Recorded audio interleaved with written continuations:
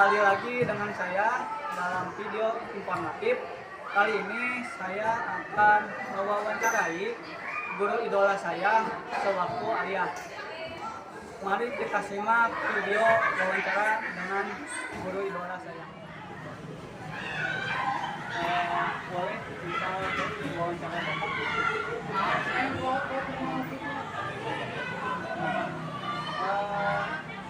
Bapak? Menurut Bapak, kenapa sih Bapak menjadi guru? Itu kan biasanya kalau jadi cita-cita, walaupun sebetulnya cita-cita itu dari SMA duluan, ya akhirnya masuk ke dunia pendidikan. Dulu ke SMA jurusannya IPA ngambil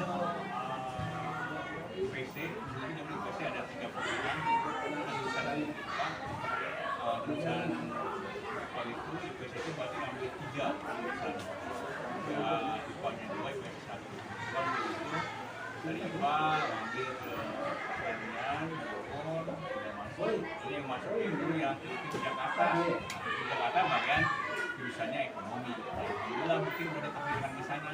Akhirnya dia belajar keseluruhan, mau lagi belajar. Jadi dari situ kita belajar di Jakarta, duluan belajar tentang jadi guru dan seterusnya. Di situ kita akhirnya mendidik dari guru sampai sekarang, walaupun tidak termusik sebelumnya. Menurut Ustaz ya, apa saja kemuliaan menjadi guru?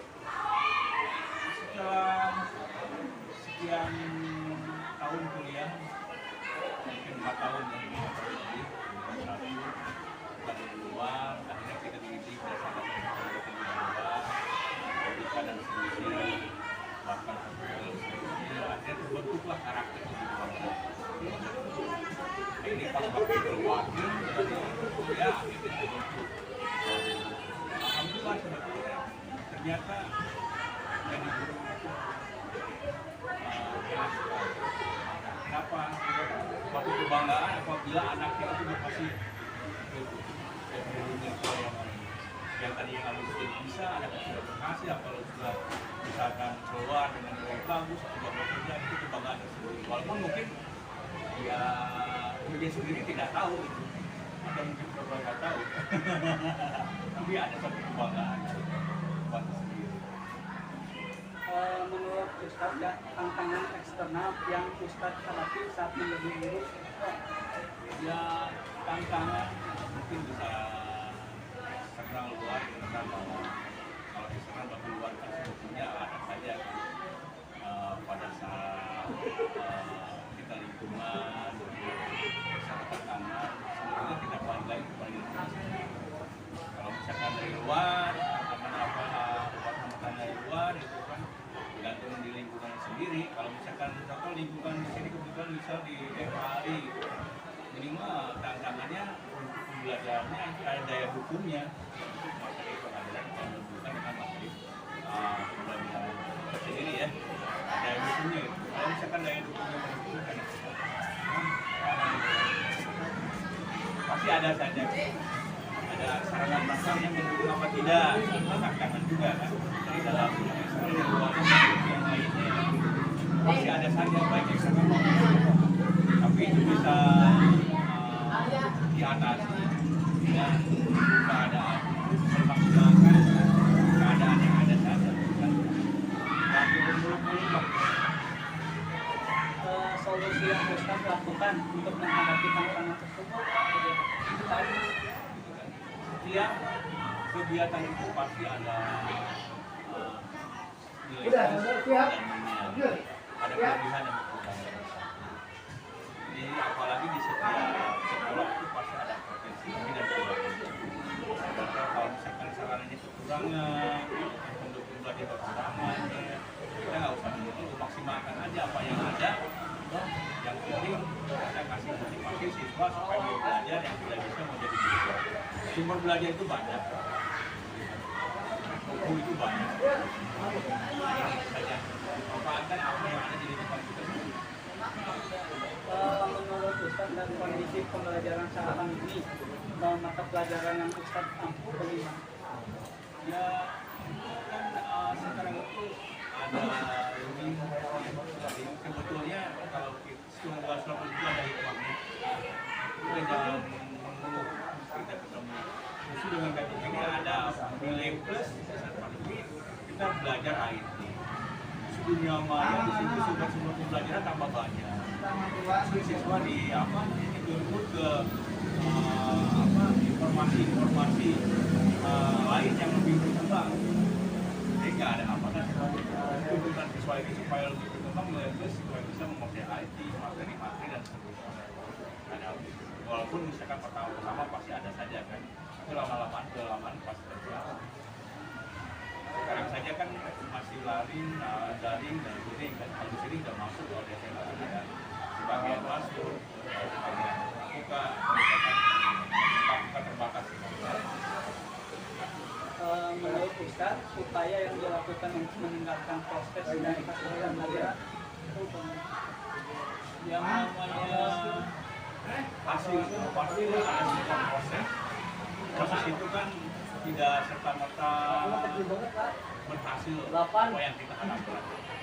Yang minimal hasil itu tercapai dengan proses yang baik. Adapun proses hasilnya baik serta sesuai dengan target tidak, itu urusan belakang. Yang penting kita mengikuti alur tahapannya. Sama dulu kita belajar. Nah, bagi kita ya, Ustaz itu adalah guru yang bagaimana tips yang Ustaz lakukan sehingga Ustaz bisa lebih sekarang dari guru.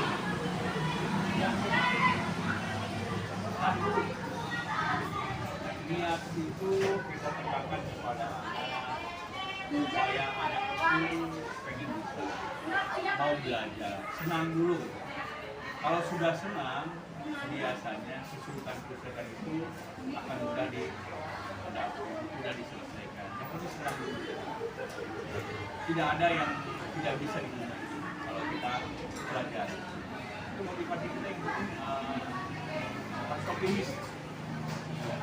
Bisa belajar dengan baik, tidak bisa sampai dengan selesai itu wajar. Kawan-kawan paksakan. Itu tantangannya kita sabar. Bisa sendiri yang penting supaya anak itu ada kesabaran. Jadi jangan sampai menjudge bahwa tidak bisa. So anak itu sebenarnya bisa, cuman tahapannya saja yang kita harus sabar menghadapi. Misalkan sebagai calon guru TAI, apakah Ustaz memiliki saran untuk bisa ada pun untuk guru PA atau guru dan seterusnya, yang terpenting dalam diri kita sendiri tujuannya adalah untuk mentransfer ilmu yang kita miliki kepada anak didik kita. Itu saja. Mudah-mudahan ilmu tadi barokah. Yang penting sabar untuk mentransfer ilmu tadi. Karena tidak setiap orang itu sama. Setiap orang itu IQ-nya beda-beda kan. Dari kompetensi guru, kompetensi apa yang Ustaz paling kuasai? Kalau misalkan 4 kompetisi tadi yang kita tidak sehari, yang minimal kan kita harus menguasai. Adapun lebih dan kurangnya itu tidak bisa menilai. Yang menilai itu bukan bisa sendiri tapi orang lain, ya. Termasuk misalkan makanya di dalam perguruan itu kan ada supervisi guru yang menilai atasan. Jadi kalau misalkan bisa nilai sendiri, oh saya yang paling baik kamu sini kan bisa kayak gitu. Cuma bagian airnya saya. Ini kita tahu ini kalau sudah selesai kita mulai. Ya. Tidak ada lebihnya, biasa saja. Apa yang Ustaz lakukan sehingga memiliki kompetensi tersebut? Belajar. Itu tadi yang namanya manusia itu kan belajar banyak hal. Sekarang saja misalkan dulu belajar tetap saja. Karena tidak hanya misalkan materi mapel saja. Contoh sekarang kita belajar di masa pandemi mau tidak mau kita harus pembelajaran jarak jauh kan online. Yang tadinya Ustaz tidak bisa IT minimal belajar IT ya. Nah, itu kan. proses tadi kalau kita misalkan mimpi dengan baik, ya itu tadi ada manfaatnya. Berbalik sesuatu pasti ada hikmahnya. Kalau kita dalam jangan sampai banyak mengeluh lah, belajar saja. Kurikulum selalu dinilai. Mengacu pada indikator kompetensi bagaimana upaya kita untuk meningkatkan kinerja Ustaz. Di dalam penilaian itu pasti ada penilaian kerja pasti itu dari atasan. Yang minimal tadi dengan adanya supervisi, adanya penilaian kinerja kerja itu adalah tolak ukur untuk memperbaiki yang baik. Makanya kan di situ biasanya kalau sudah seperti atasan itu ada tindak lanjut. Kelebihan, kekurangan diskusikan untuk yang lebih baik lagi. Itu.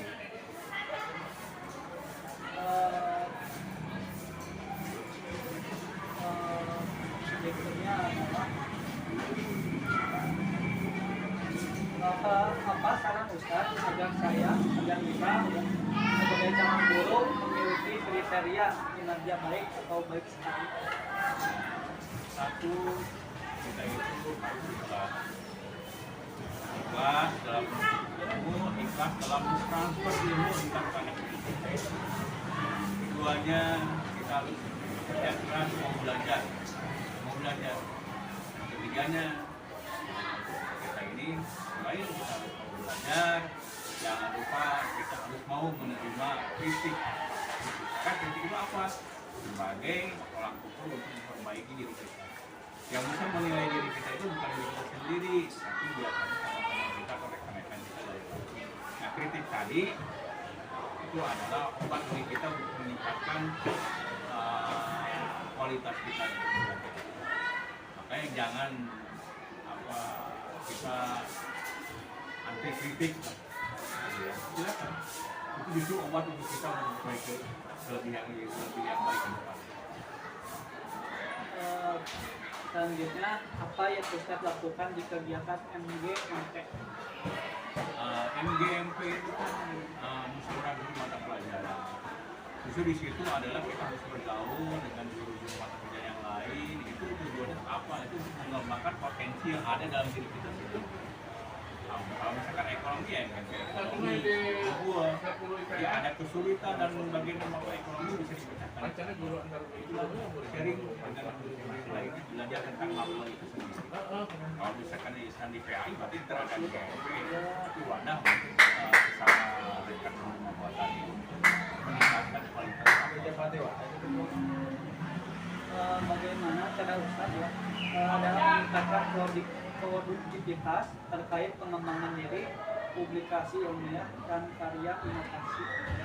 Nah, kalau masalah yang namanya publikasi di dalam keguruan itu ada yang namanya PTK, kemudian tindakan pelaku. Jadi di samping seorang guru itu mengajar, biasanya itu adalah untuk peningkatan jenjang, peningkatan golongan ya. Ada kredit, ada angka kredit, biasanya ada semacam karya lain di PTK. Itu sebetulnya tindakan kelas untuk memiliki satu sejauh mana bahwa siswa tadi kesulitannya bisa terpenuhi. Misalkan begini bisa Bapak mengajar di kelas PSA, metode yang diajarkan misalkan ceramah tadi apakah bisa diterima oleh siswa atau tidak? Ada penelitian gitu kan, tindakan kelasnya. Walaupun kita perhatikan kebanyakan kan metode pengajaran macam-macam kan. Nah, metode pengajaran A itu belum tentu bisa diterap oleh satu kelas ini, makanya ada tempat dan tapi minimal kita tahu bahwa apa yang kita ajarkan ini bisa diterap oleh siswa dengan metode yang tepat. Itu saja. Ustaz, Wisal adalah mahasiswa PAI. Boleh Ustaz berikan catatan kita kepada Ustaz? Kebetulan bisa itu berarti calon guru PAI. Mudah-mudahan jadi guru PAI yang baik, yang bijaksana, yang bisa berserah-serah agama dengan baik ke siswanya, apalagi pada saat sekarang ini. dan sangat dibutuhkan sekali karena nilai keagamaan akhlak siswa pada sebuah sekolah ini harus betul-betul ditingkatkan. Itu saja.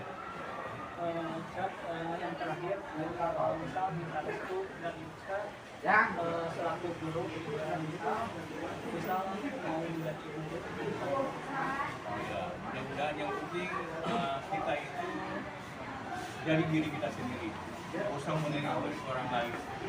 Potensi kita itu yang tahu kemampuan dan yang kita sendiri, jadi diri kita sendiri lebih baik ke depannya.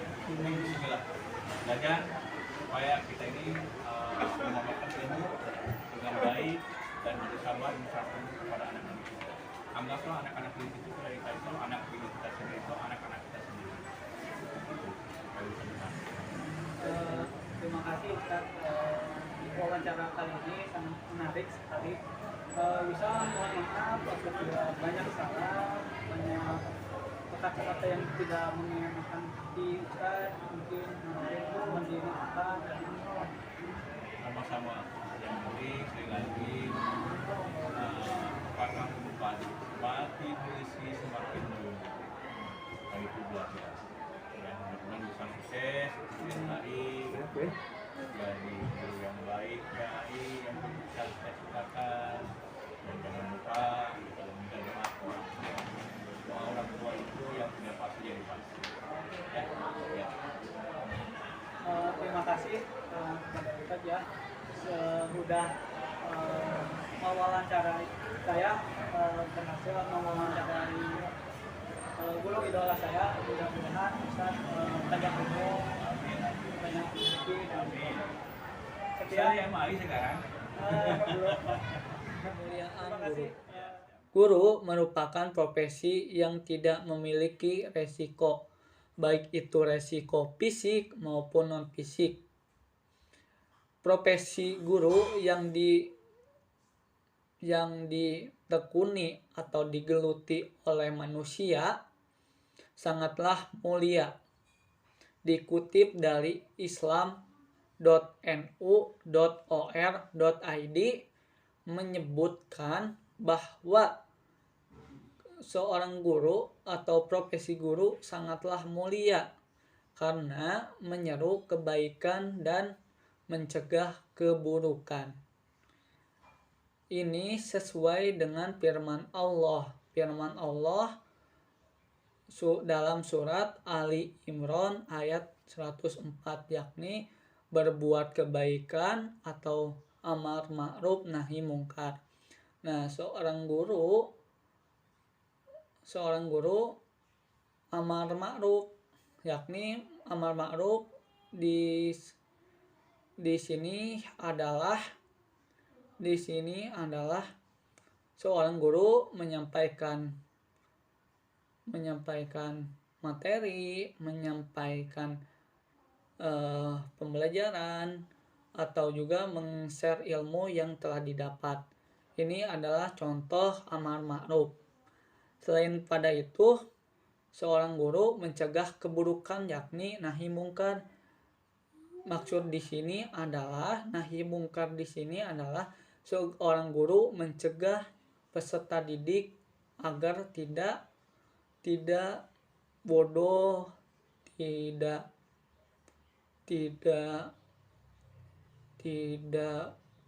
ya intinya mah bodoh ya, tidak, agar mencegah kebodohan dan mencerdaskan peserta didik khususnya. Dikutip dari sumber yang lain, asajidin.com menyebutkan setidaknya ada 5 kemuliaan guru, yakni yang pertama mendapatkan derajat yang tinggi. Sejalan dengan firman Allah, yakni surat Al-Mujadalah ayat 11 menjelaskan orang-orang yang berilmu akan mendapatkan derajat yang tinggi. Nah, dalam konteks ini orang-orang yang berilmu itu yakni guru. Orang-orang yang berilmu itu guru. seorang guru akan mendapatkan derajat yang tinggi di hadapan Allah Subhanahu wa taala. Yang kedua, memiliki ilmu yang bermanfaat. Nah, memiliki ilmu yang bermanfaat sesuai dengan mahfuzat yang telah saya ketahui, yakni al ilmu bila amalin kasajar. Artinya adalah ilmu yang tidak diamalkan bagaikan pohon yang tidak berbuah. Maksudnya apabila seorang guru tidak mengamalkan ilmunya, maka sia-sia apa yang dia pelajari di selama perkuliahan, selama menuntut ilmu dalam workshop dan sebagainya, apabila tidak diamalkan kepada peserta didik. Yang ketiga yakni menjaga diri. Seorang guru pasti akan menjaga diri atau iffah dari hal-hal yang tidak disukai oleh dirinya ataupun peserta didik. Pasti menjaga marwah martabat sebagai guru. Yang keempat yakni memperoleh kebaikan yang berlimpah. Seorang guru akan mendapatkan kebaikan-kebaikan yang sangat berlimpah seperti rizki, kesehatan jasmani dan rohani. Yang kelima, sama dengan pahala sedekah. Nah, apabila seorang guru atau profesi guru menyampaikan materinya, itu sama dengan pahala sedekah, seperti itu. Yang selanjutnya yakni tantangan pendidikan. Pendidikan pada hakikatnya terus mengalami perubahan secara dinamis. Jadi pendidikan itu tidak monoton, tidak stagnan ataupun jalan di tempat.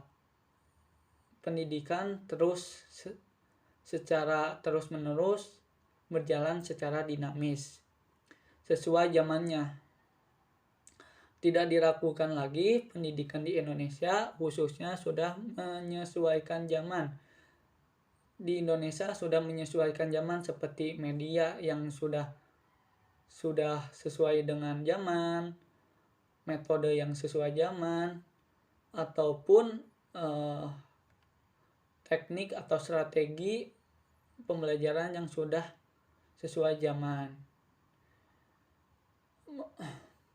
Akan tetapi di balik itu semua, pendidikan memiliki tantangan tersendiri. Dikutip dari jurnal yang berjudul Pendidikan Nasional dan Tantangan Globalisasi, kajian kritis terhadap pemikiran Ahmad Malik Tajar, karya Rusniati, menyebutkan bahwa tantangan pendidikan nasional ada 4, yakni 1, adanya globalisasi. Nah, dengan adanya globalisasi,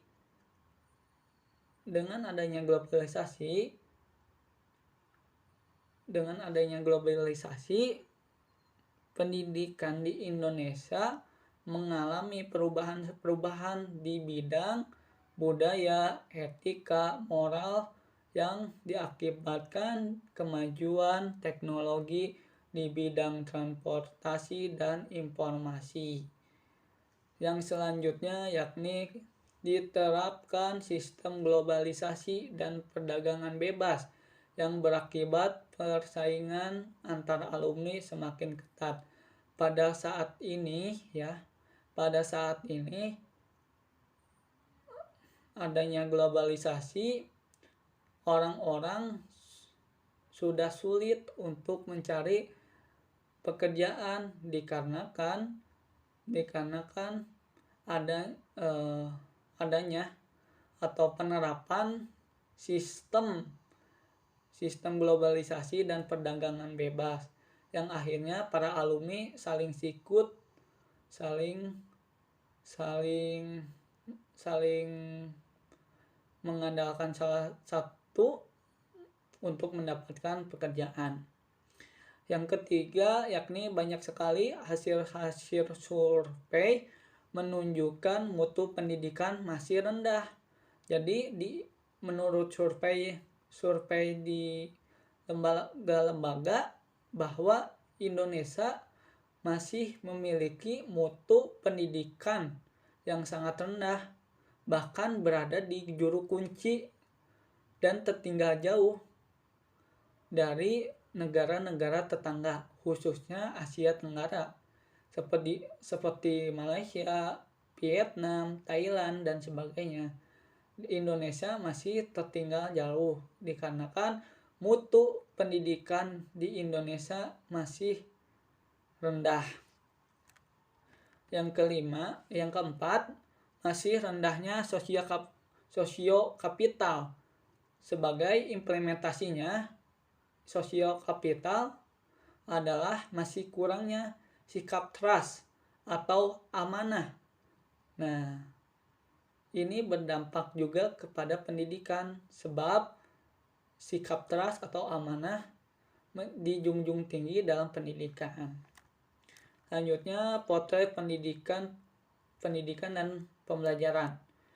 Potret pendidikan di Indonesia sangatlah miris sekali, masih tertinggal dengan negara-negara tetangga.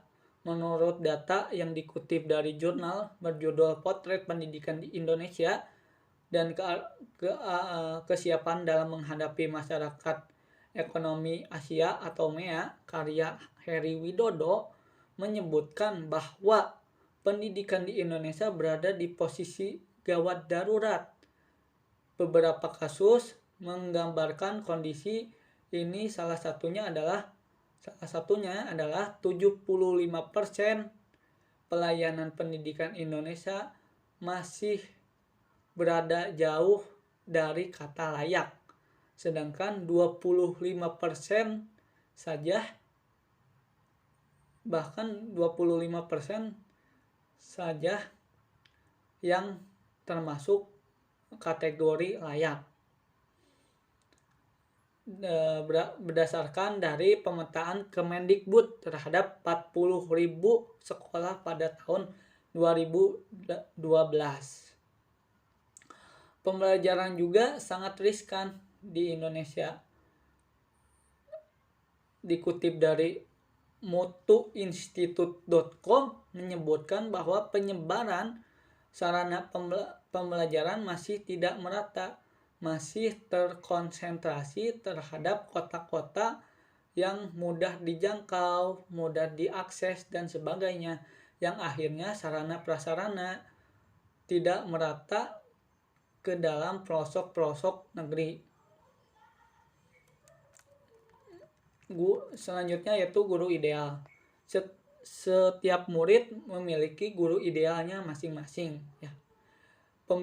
Penilaian setiap murid pasti berbeda-beda. Seorang guru yang ideal memiliki ciri-ciri menurut buku berjudul Begini Seharusnya Menjadi Guru karya Fuad bin Abdul Aziz Al-Shahhub, yakni satu, serasi dengan ucapan dan perbuatan. Yang kedua, berakhlak terpuji. Yang ketiga, menghindari perkataan keji yang tidak pantas. Maka dari itu, seorang guru yang ideal harus memiliki 3, yakni serasi dengan ucapan. Apa yang dikatakan oleh guru ya harus konsisten. Walaupun begitu harus diimplementasi dengan perbuatan. Yang kedua, berakhlak terpuji, jangan berakhlak tercela. Yang ketiga, menghindari perkataan keji yang tidak pantas, yang tidak pantas untuk dikatakan oleh guru terhadap muridnya. Yang keempat, yakni kompetisi guru.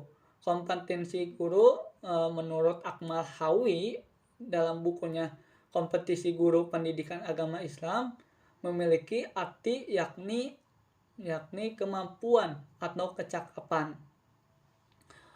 Menurut buku yang lainnya, seorang guru haruslah memiliki 4 kompetensi guru. Dalam buku kompetensi kompetensi untuk membangun profesional guru karya M. Hatta ada 4, yakni kompetensi kepribadian, kompetensi sosial, pedagogik, dan profesional. Selanjutnya, kinerja guru. Penilaian guru dan kompetensi guru tidak bisa dipisahkan, sebab penilaian guru harus mengacu kepada kompetensi-kompetensi yang dikerjakan oleh seorang guru. Nah, tujuan penilaian kinerja guru yang dikutip dari banjarmasin.kemenak.go.id ya memiliki tujuan yang pertama untuk mengetahui tingkat prestasi yang dicapai oleh guru tersebut. Yang kedua, mendorong pertanggungjawaban seorang guru. Yang ketiga, meningkatkan etos kerja. Selanjutnya itu pengembangan keprofesian keberlanjutan. Menurut Wikipedia, pengembangan keprofesian berkelanjutan merupakan pengembangan kompetensi yang dilakukan guru sesuai kebutuhan sehingga dapat meningkatkan profesionalitasnya. Jadi program PKB ini dilakukan berbasis komunitas guru dan tenaga kependidikan. Salah satunya adalah MGMP, musyawarah guru mata pelajaran, dan seterusnya. Baik, hikmah yang saya dapat dari wawancara guru idola saya, yakni yang pertama, kita sebagai manusia harus belajar terus-menerus walaupun cita-cita yang diinginkan tidak sesuai dengan apa yang diinginkan oleh kita. Seorang guru sangat senang apabila anak didiknya berhasil serta sukses. Sebagai guru ya, kita harus bisa beradaptasi dengan tantangan di luar. Salah satunya adalah lingkungan tersendiri. Ditambah lagi saat ini dalam keadaan pandemi kita dituntut untuk menguasai IT. Selanjutnya, sebagai guru kita harus melakukan proses pembelajaran yang baik, yang mana guru harus merencanakan dengan baik pembelajaran yang akan disampaikan di depan kelas nantinya. Menjadi guru ideal haruslah diselingi oleh niat dan memberikan stimulus kepada anak agar ingin belajar dengan kita sebagai guru. Rencana diri saya adalah yang pertama, teman-teman, menjadi guru adalah profesi sangatlah mulia. Maka tidak sembarangan orang menjadi guru. Maka dari itu profesi guru memiliki kemuliaan tersendiri dibandingkan profesi lainnya. Saya sebagai mahasiswa pendidikan agama Islam yang mencetak guru PAI yang berkualitas harus bisa beradaptasi dengan tantangan pendidikan. Salah satunya dari tantangan pendidikan adalah maraknya penggunaan IT dalam pembelajaran. Yang ketiga, masih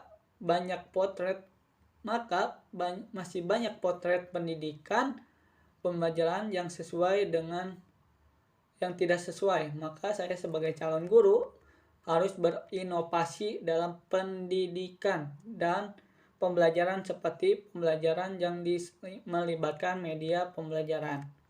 Yang keempat, guru ideal merupakan guru yang disenangi oleh murid. Saya akan menjadi guru ideal disenangi murid dengan cara saya terus membimbing murid dengan sabar dan tidak akan mengeluarkan kata-kata yang tidak pantas. Selanjutnya, selain itu juga saya akan memenuhi syarat menjadi guru. Salah satu syarat menjadi guru memiliki kompetensi. Kompetensi guru ada 4. Untuk memenuhi kompetensi saya harus belajar lebih tinggi agar mendapatkan kompetensi yang sesuai regulasi. Yang keenam, saya setiap bulan guru selalu dinilai kinerjanya. Untuk mendapatkan nilai memuaskan dalam penilaian, guru saya akan bekerja keras merealisasikan yang telah saya buat seperti RPP, Promes, dan Prota. Yang selanjutnya, untuk pengembangan keprofesian berkelanjutan, saya akan menjalin komunikasi dengan guru-guru mata pelajaran yang diampu oleh saya nantinya. Baik teman-teman, menjadi guru begitu mulia dan luar biasa. Agar kemuliaan itu didapat, kita harus menjadi guru yang sesuai harapan. Untuk yang sudah menjadi guru, izinkan saya untuk memberikan ajakan kebaikan. Pastikan menjadi guru. Yang pertama, tingkatkan kualitas pembelajaran dalam kelas. Yang kedua, teruslah belajar, jangan merasa puas. Yang ketiga, gunakan media atau metode yang bervariasi. Untuk saya yang mau menjadi guru, saya mengajak diri saya sendiri, juga kita semua, untuk yang pertama, tekun belajar dalam kuliah keguruan seperti pendidikan agama Islam. Yang kedua, beradaptasi dengan tantangan pendidikan yang terus dinamis. Yang ketiga, terus mengasah kompetensi sebagai guru. Baik teman-teman, menjadi guru adalah tugas yang mulia. Maka dari itu, kemuliaan itu akan didapat menjadi guru. Mohon maaf apabila ada kesalahan. Wassalamualaikum warahmatullahi wabarakatuh.